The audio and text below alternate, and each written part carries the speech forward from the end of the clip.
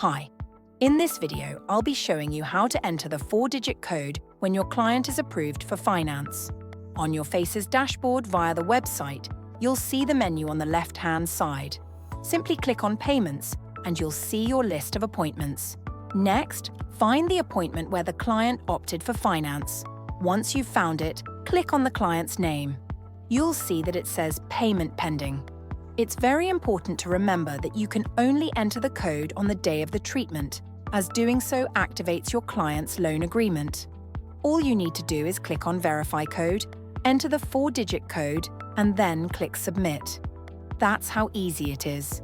Thank you.